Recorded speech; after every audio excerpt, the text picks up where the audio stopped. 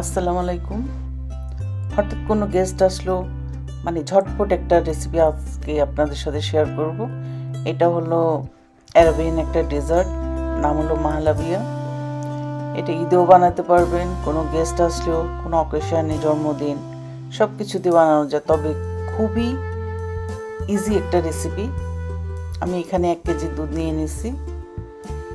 তারপর এখন আমি কিন্তু চুলাটা জ্বালাই নাই, আমি সব একসাথে মিক্সড করে তারপরে আমি চুলাটা জ্বালাই দিব। আমি 1 পিঞ্চের মতো লবণ দিয়ে দিচ্ছি। তারপর দিয়ে দিচ্ছি চিনি।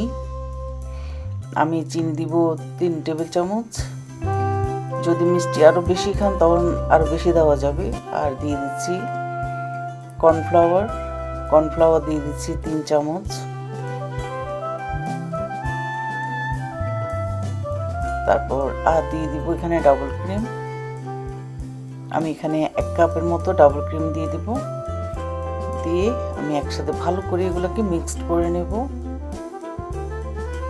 আর অবশ্যই টেস্টটা দেখবেন, যদি চিনি লাগে তখন আর একটু দিবেন। আমার মনে হয় না আমার এই রেসিপিটা লাগবে। তারপর এখন আমি চুলাটা জ্বালিয়ে দিছি। তারপর এখানে আমি একটা এলাচিকে খুলে তারপর দিয়ে দিছি। আর এটা নাড়তে নাড়তে 1-2 মিনিটের মধ্যে এটা একদম বেশ ঘন হয়ে যাবে। যখন ফুটে আসবে তারপর এটা আমি চুলাটা অফ করে দেব।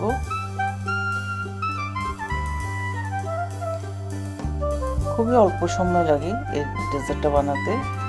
এই যে দেখেন একদম ঘন হয়ে গেছে।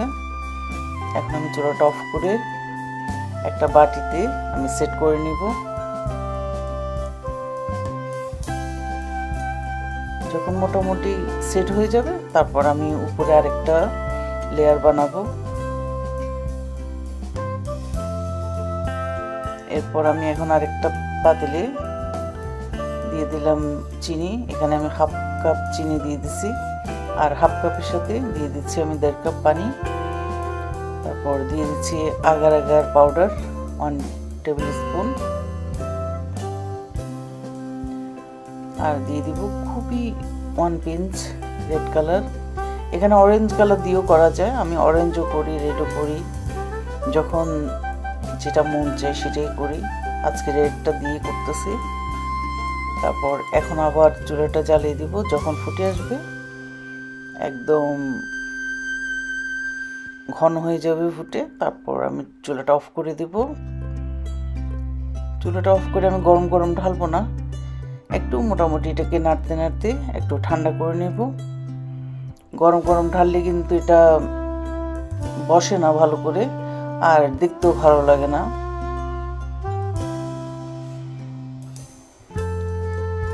যখন মোটামুটি যে একটু ঠান্ডা হয়ে আসছে তারপর এখন আমি উপর দিয়ে একদম ভালো করে দিয়ে দিব।